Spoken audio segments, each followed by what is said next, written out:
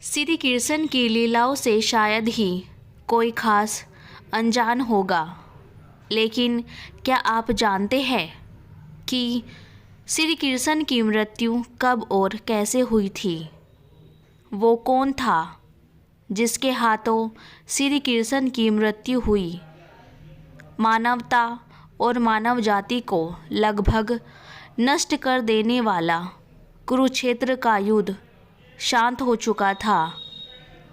अपनी जीत पर पांडव खुश नहीं थे, बल्कि युद्ध से हुई तबाही को लेकर उनका मन बहुत विचलित था।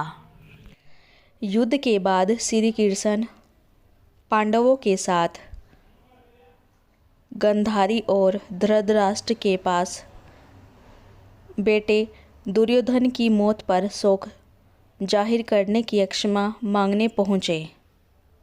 दुर्योधन का खून में लथपथ शरीर और अंधे माँ बाप की आंखों से आंसुओं की बाढ़ से पांडवों का भी दिल भर आया। गांधारी पांडवों को छोड़ श्री कृष्ण को दुर्योधन की मौत का असली जिम्मेदार मानने लगी।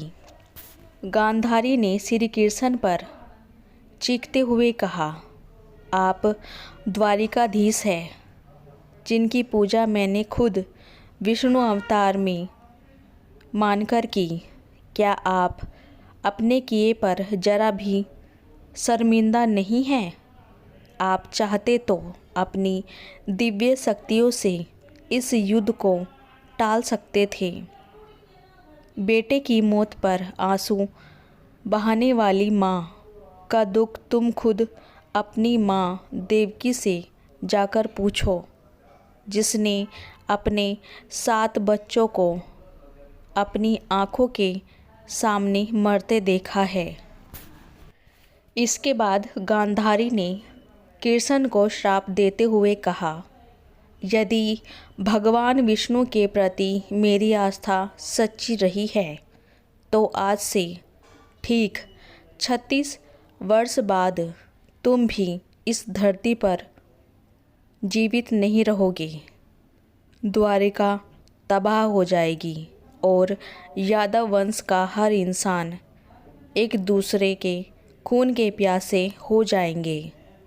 ये कहकर गांधारी श्री कृष्ण के चरणों में गिर गई और रोने लगी। कृष्ण ने चेहरे पर हल्की सी मुस्कान लिए गांधारी को उठाया और कहा, माते, आपके श्राप का असर एक दिन ज़रूर होगा, लेकिन ये सिर्फ मेरे प्रति आपकी सच्ची श्रद्धा की वजह से नहीं, बल्कि बदलते समय की वजह से भी होगा। कहते हैं कि गांधारी का यही श्राप यादव वंश के विनाश और भगवान कृष्ण की मृत्यु का कारण बना।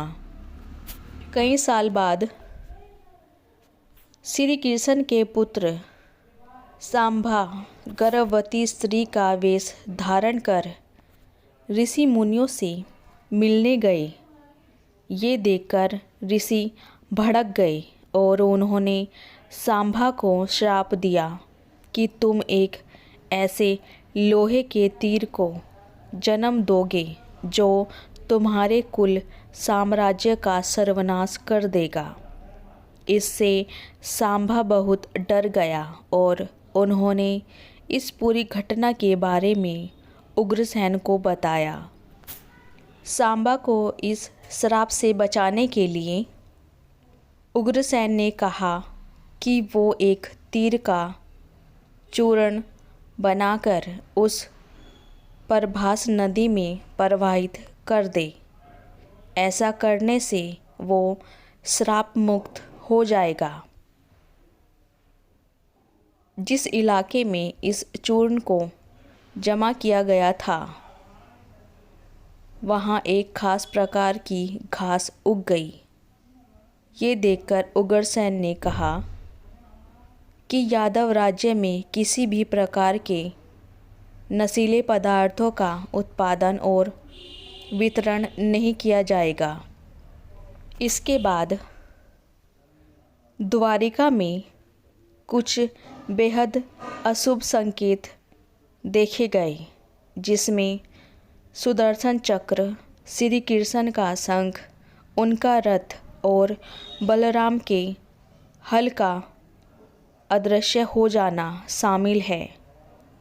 द्वारिका में अपराध और पाप बढ़ने लगे थे।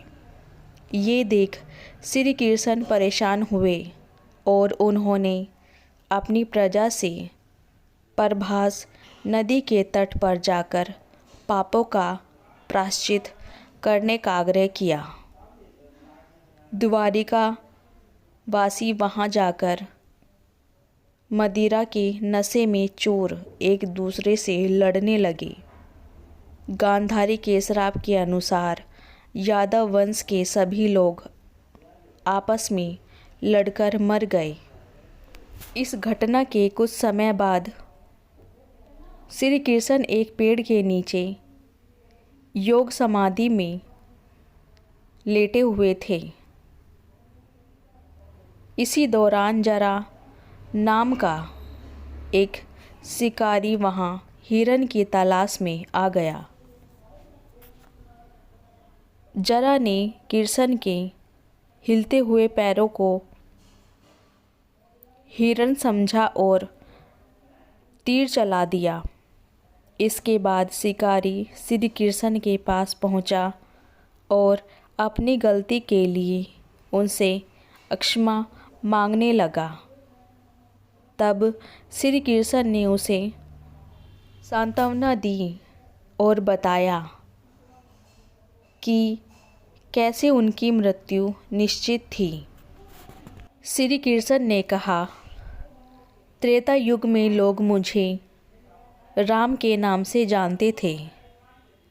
राम ने सुग्रीव के बड़े भाई बाली का छिपकर वध किया था। अपने पिछले जन्म की सज़ा उन्हें इस जन्म में मिली है। दरअसल जरा ही पिछले जन्म में बाली था। यह कहकर श्री कृष्ण ने अपना शरीर त्याग दिया। श्री कृष्ण की मृत्यु को ही कलयुग की शुरुआत माना जाता है।